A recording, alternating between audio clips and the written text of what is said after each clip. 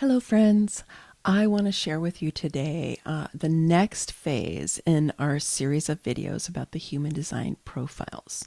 So I've already done a series about the lines of the profiles, and I will put the link for the playlist for all of those videos down below so that you can go and check them out.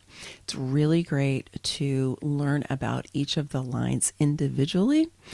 And now we're going to start putting them together to create the whole profile. So the next series that we have will be about each of the 12 different human design profiles. This particular video is an introduction to that new set of videos that will be being created very shortly that have to do with all of the different profiles once you put them together. So if you're new here to the channel, I'm Maggie Ostara. I'm a sovereignty mentor and a human design expert. And I love sharing with you aspects of human design that are accessible to you that you can go and take action on in your life right away. I think it's really beneficial for us to bring human design into our everyday lives. So that is part of what I'm aiming to do here with our series on the profiles and the lines of the profiles. And we're going to go ahead and dive in to the introduction and the context that I want to share with you today so that you can really understand what this means as we're putting the two different lines of the profiles together.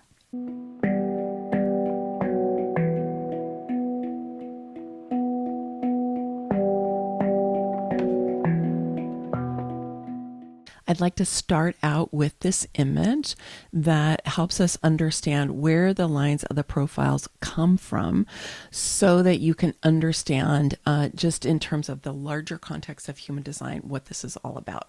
So you'll see here on the left-hand side of the image is the body graph with the two lines of the numbers, the mind and the body, or the conscious and the unconscious, or the personality and the design. Those are all the different names that are given to the black numbers, which was where the planets were when you were born, and the red numbers, which is where the planets were 88 days prior. Then if you look at the very top placement on each side, on the black side where it says mind, you'll see at the top there's a 19.1. That point 1 is line 1 of the profile. And so this is more conscious. It's more something that you're aware of. It's something you've probably been acting out in a positive way, hopefully, during the course of your life. Whereas when we go over to the red side, this is more of the unconscious side, something you're not as aware of. So then we have the unconscious sun. And in this example, it's the 43.3, and the 3 is the line of the profile. In this case, this person has a 1-3 profile. So that's just how it works in human design. That's where it comes from. Let's also remember that the profiles are modifying the gate that your sun is in. So how a first line that is connected to the gate 19, as we have here, is going to act differently than if you had a different gate. Like if you just see right below there that Earth is in the gate 33, and it also has a first line. So the way that that gets expressed, if the sun was there in the gate 33.1, it would be quite different than for someone who has a 19.1, where their sun is in the 19. Now, we're not going to go into a lot of detail about that in this video, and we'll see if there's interest to go into that more later. But just to understand that what we're looking at with the lines of the profile are always modifying the sun positions. The black is the conscious sun, the red is the unconscious sun. You're going to know the black more, probably that first line of the profile. It's always the conscious one that comes first. And the other you may need to kind of grow into more or explore a little bit more. It might not be quite as obvious to you. So let's go ahead and take a look at all of the profiles. So there are 6 different lines of the profiles, right? There's lines 1 through 6. And then when you put them together, we get 12 possibilities. And let's remember that the lines 1 through 3 are considered personal lines. And then lines 4 through 6 are considered transpersonal, with the 4 really kind of a fulcrum point from the other lines into the upper lines. And this, of course, comes from the hexagrams of the I Ching. Let's note that there is only one of the complete profiles that is completely personal, and that is the 1-3. And there's only one profile that is completely transpersonal, and that's the 4-6. Every other ones have a personal line paired with a transpersonal line. And so it creates a particular kind of dynamic. So in this image, you can see all of the different lines of the profile. On the left-hand side are all of the traditional human design names. And then on the right-hand side in blue are the quantum human design names. I like to use some of each of them because some of them speak to me more. You're welcome to kind of pick what works for you. But I think that it's important that you feel good about what the lines of the profile are called for you. So take a look at these and see how they suit you, and know that you can kind of adjust them to make it more meaningful for you. Let's remember that your profile is kind of like your character. It's how you show up. It's how you carry things out in your life. So because there are two different lines, and most of the profiles include a personal line and a transpersonal line, there is an inherent kind of creative tension that is going on between them. The more personal is more about the self. The transpersonal is more about our relationships. And so depending on what those particular lines are, you might feel greater or lesser tension among them. Let me just give a couple of quick examples here. So for example, I'm a 2-4. So I'm a hermit opportunist in traditional human design. I actually like those names. I tend to use those names. And so the hermit, right, about the self, really likes to be on her own. She likes to do her own projects. She doesn't like to be interrupted. She wants her own space. She wants to be doing the thing that feels really right to her, and she needs her own space to do that. Whereas the fourth line is the opportunist, or I like to call it the networker too, because I think that fourth line is really about connecting different people with each other, connecting different people with resources. And I personally know inside of myself, I can sometimes feel this tension between those two different parts of me. Like part of me really wants to just, be at home, do my projects, do my own thing. There's another part of me that really wants to connect out and reach out with people and, be in a network and activate the relationships and find opportunities and connect people to opportunities. And they're pretty different energies. Right?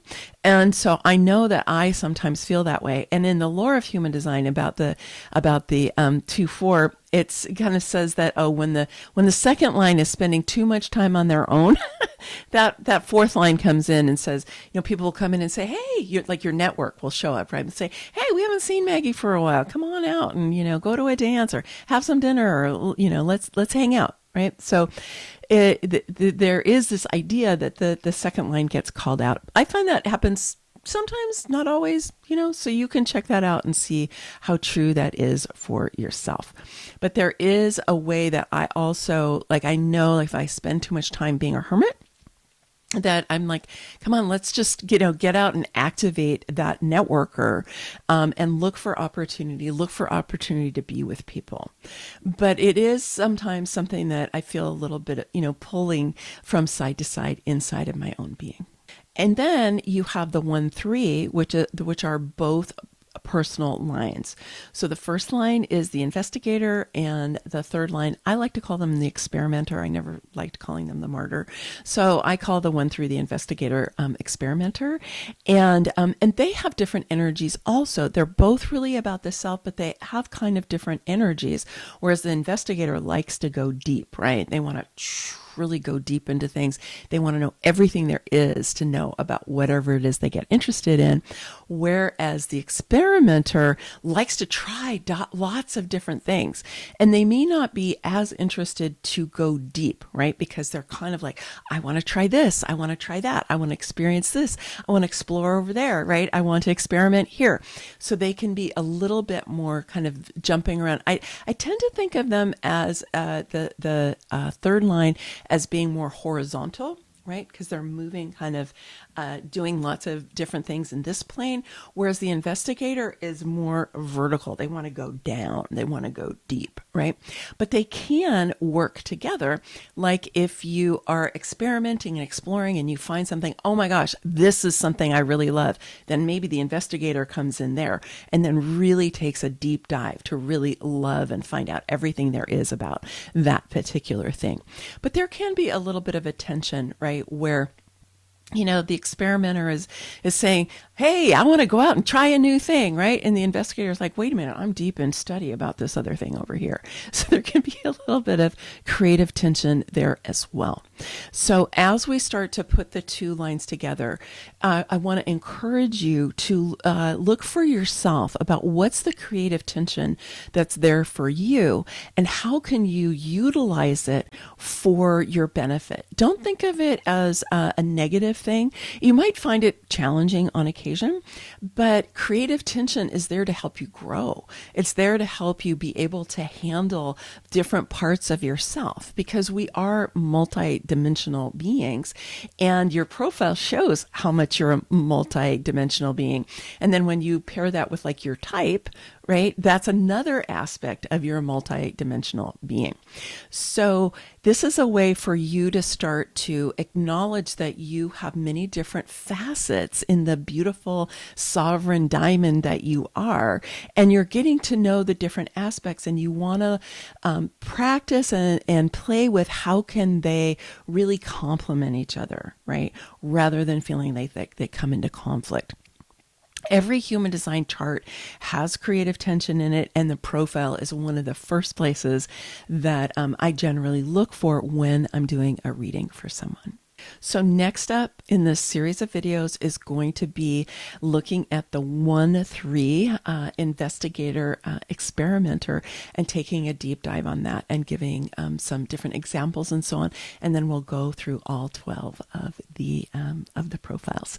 And I encourage you to really comment on these. I want to hear from you about how this lands for you and if I've missed something or if you're like, oh, add this in as well, because obviously I'm a 2-4, so I haven't lived all the profiles. I've learned about them. I've done readings on all of them and everything, but I would love for us to kind of crowdsource our understanding so that we can learn from each other, because that's really how networks work, right? So that's my fourth line, inviting you to take the opportunity to share about your own profile. Of course, you can do it here in this video, and you can do it in any of the videos going forward. I really value your input, and this is also one of the ways that I learn more is when I hear from you about about your perspective and what your experience has been like. Okay, and so the playlist for this little mini course here on YouTube on the profiles will be at the end of the video. I encourage you to check that out, and I do encourage you to learn about all of the different lines because we have people in our lives that have the different lines, and then over time about the different profiles as well, and especially looking at the ones for the people that you spend the most time with and that you care about, so that you can understand them and support them in really working with that creative tension and being more of who they really are and less of who they were conditioned to be. Also, if you haven't already, you can get your Human Design Mandala along with your body graph chart. You just go to yourfreehumandesignchart.com and then you can get both your regular body graph that you're familiar with, but then also the mandala. I love being able to provide the mandala to you. I used to have to just print them out manually and give them to people, but now you can go and download it for yourself. It's totally free, and it's really great to have that because it gives you a bigger picture. It's kind of like the whole human design system in a way, just in that one picture. And I like to have mine where I can see it and I kind of gaze at it and it transmits to me. And, it's kind of an energetic, a spiritual thing, but I encourage you to check it out. So the link for that will be down below. It's just yourfreehumandesignchart.com and get your mandala. All right, my friends, I'm so happy to be providing this mini course on the human design profiles, and many blessings and much love. Bye for now.